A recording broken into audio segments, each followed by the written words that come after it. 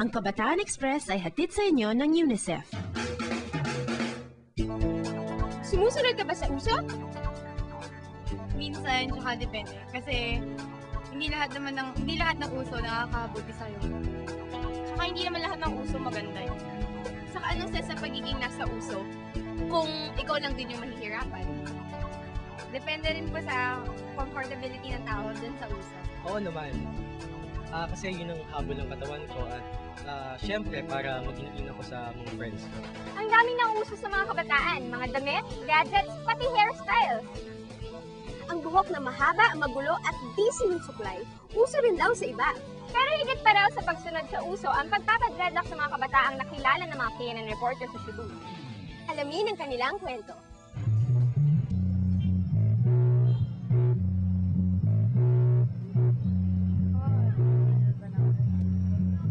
Kapag pumunta ka sa isang tugtugan kung saan reggae ang musika, pihado, makakakita ka ng kakaibang estilo ng buhok.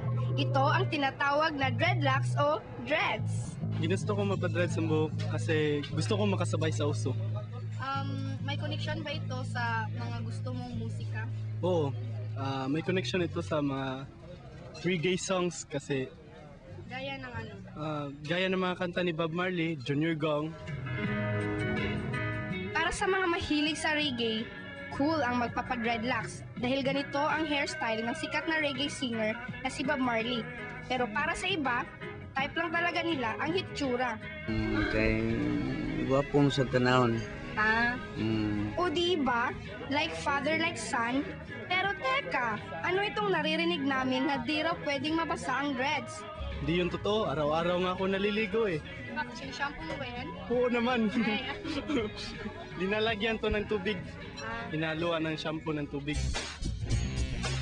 Ayon naman sa aming nasaliksik, pinapahiran lang raw ang dreads ng tea tree oil para di mangamoy at mapanatiling maayos ang buhok. Sabi pa, noong sinimulan ito ng mga relihiyosong tao sa India, isa itong simbolo ng pagsasawalang bahala sa mga material na bagay at pag-aayos ng sarili. Kahit daw suklay ay di sila gumagamit, kaya natural na naging ganito ang itsura ng kanilang buhok. Paano ka natutong mag-dreads? Sa mga friends ko na kasi dati, research ako sa internet. Tapos kita ko, background pala. Hanggang nalaman ko, pwede pala gatsilyo ginagamit. Nag-practice ako hanggang gumaling ako bigla. Pero ngayon, maingat na inistilo ang mga dreadlocks. Naintriga kami kung paano ginawa ito.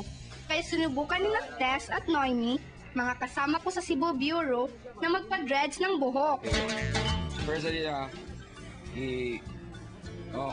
kumuha kami ng buhok, tapos tumpok para pagkatapos sabay tease para magulo na yung hair.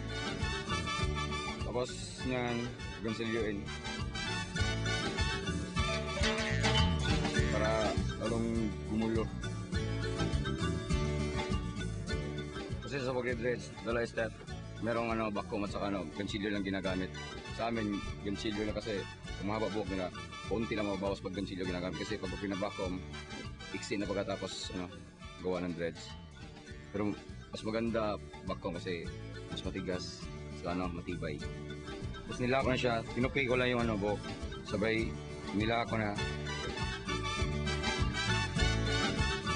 para malinis yung pag-alak niya. Tawag ito extension. Merong ibang magpapadreads, gusto dreads nila mahaba. Yung ginagawa ko, napasok ko yung buhok sa loob ng sa yung isang dreads. Yan, finished product na. Matibay ka na yan. Ano? Bagay ba? Konti lang nga pinagawa namin eh. Di tulad ng kay Ken. Sinasabi ng ibang tao na cool daw yung buhok ko. Sabi naman ng iba, pangit daw. Kasi pangit daw tingnan, untidy. Pero ang iba cool. Tulad nga na pag nagbabantay ako sa tindahan namin, yung bumabayad, nagtatanong kung naliligo ba ako, paano to ginagawa. Maganda daw dahil maganda ang pagkagawa. Nakikiuso lang, trip lang, o di kaya na may naghahanap ng paraan ng pagpapahayag ng sarili. Anuman ang dahilan ng mga tulad ni Ken, isa ang natitiyak namin, ipinagmamalaki ng mga naka-dreads ang napili nilang hairstyle.